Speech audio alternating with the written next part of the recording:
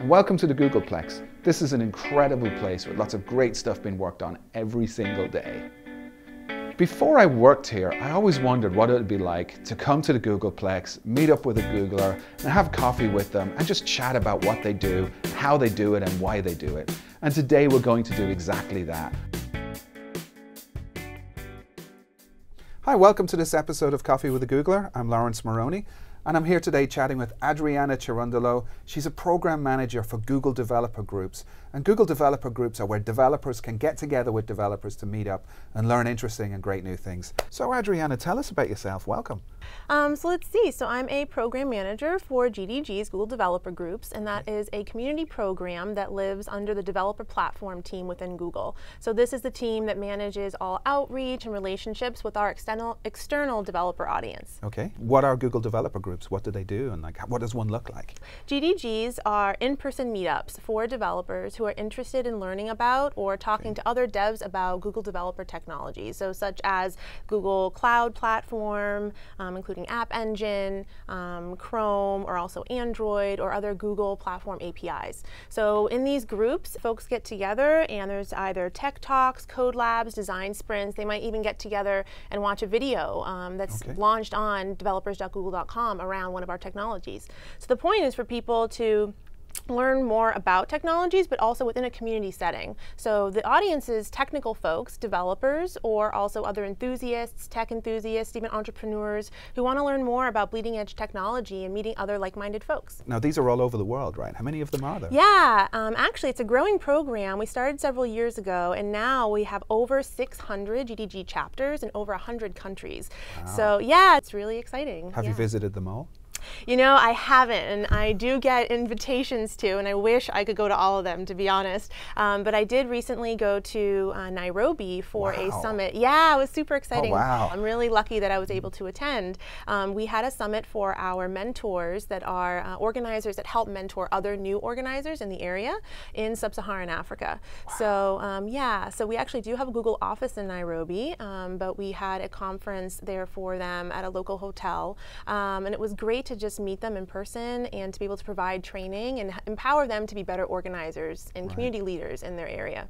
And that's one thing you do mention, it's community leaders, because these developer groups, they're not run by Google, right? They're run by people outside of Google. Exactly, and that's actually a really important element, that it's run by the community. So Google supports them in by ways of providing technical content or product or event incentives, or ways in which they can engage more deeply with Google, whether it's sometimes Google speakers or even event support for larger events. But for the most part, the power of the GDG program is that it's sustained by the community itself. So in fact, most of these organizers are going and finding external sponsorship from other sponsors. And we urge them to do that because that's what allows them to be sustainable. Also, we don't dictate what their content is about. So obviously, Google is in the name, which means that the focus is Google Developer Technologies. But in terms of what they work on, what content they use, ultimately that's for the organizers to choose based on their interest. And also, the only way that one can be successful as a community leader, especially for something like this, where it really is about community, it's about having a passion, right? And wanting to make some sort of impact, whether it's personal or for the community. So the only way that's sustainable is for them to understand, well, what drives me as a developer? What do I really care about? What do the people around me care about? And then that's what you fuel your content on for the GDGs. Cool. You know, GDG organizers are a special breed because they not only have really strong technical skills, but they have a desire and also a skill level to be community leaders. And this is generally can be a rare combination to find, you know? Yes, definitely. And valuable when you find it, right? Absolutely. But in general, these organizers don't have a chance to go and build those larger community and softer skill sets, you know? So what we like to do is we do like to have some technical content, of course, in the summits, but also I find it really important to provide community leadership and softer skills training as well to help them with presentation skills, communication, to allow them to just be general better leaders, and it also contributes to better life skills. So if somebody wants to join a GDG, how do they go about doing it? First off, check out on our directory page, developers.google.com/groups. First of all, that's our main page, so you can check out more about GDGs there. Then we have a tab for the directory page, and we have a global map where you can see all of our GDGs around the world. So every Google time. Map? It is a map. It is a Google map, of course. Yes. We couldn't go without one, right? Yes, absolutely. Yeah. So you can check out there to see if a chapter is available in your region. And if one is not listed in your region, you can consider starting one. Okay, yeah, that's a great question. Like, how would one go about starting one? Like, if I live in a small town in Alaska and there's no GDG and there's plenty of interest for one, like, how would I go about doing it? Absolutely. Well, first of all, I just want to note that community management, as I've mentioned before or alluded to, is not for the faintest of heart. There's two main components or skill sets that is important to be an organizer. First is a technical component, and then the second is some sort of community leadership management, whether, you know, maybe you have a local church group or another meetup group that you run, right? So if you don't have one of those different skill sets, you know, find someone who can help augment that skill set. So say you have a really strong technical background, but you're not so sure about the community management piece. You know, find a friend who's also interested and join forces. In general, I would say that it's always important to find a co-organizer or just even a larger organizing team.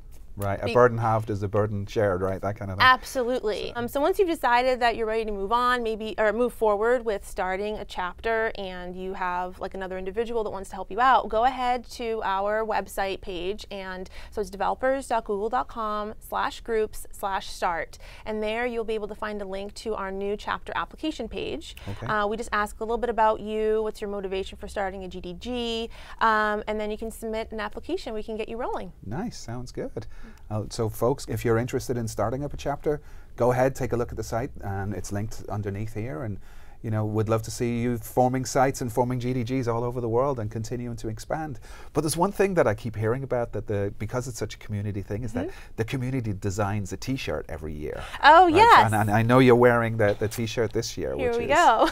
And so how does that work? Like, what's going on with the T-shirt for this year? Yeah, we have a lot of organizers that come together for Google I/O every year, and we have a T-shirt contest for them to build some sort of original design using the GDG logo. So if you go on G+, you can search hashtag GDG, hashtag IO15, and the third hashtag is hashtag shirt. And you can search for your favorite design, or rather vote for it, and then maybe we can raffle one off. Sounds good. So yeah, if you can hold on to a couple of them for us after IO15, and folks, if you leave a comment underneath this video on our Google Developers channel, then we'll give a couple of T-shirts to some of the winning comments. So, well, thank you so much, Adriana, for coming along today. And thanks for having thanks me. Everybody for watching this far. It's been a wonderful episode, and we've had a great time with Adriana talking about GDGs. I'm going to have to go visit a few of them myself now because they sound great. They'd love to have you.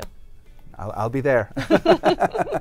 So thanks everybody for tuning in and watching along with this episode of Coffee with a Googler. You can find more of our videos on the Google Developers channel linked underneath. And we hope to see you again soon. Thanks.